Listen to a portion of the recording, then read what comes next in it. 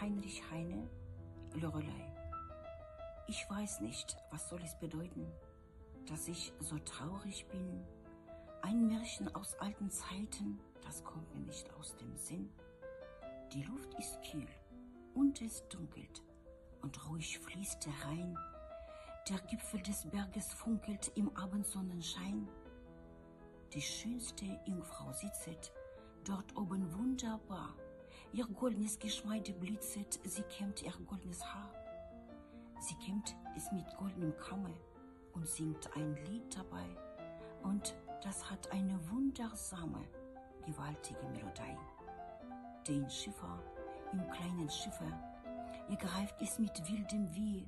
Er schaut nicht nur Felsenriffe, er schaut nur hinauf in die Höhe.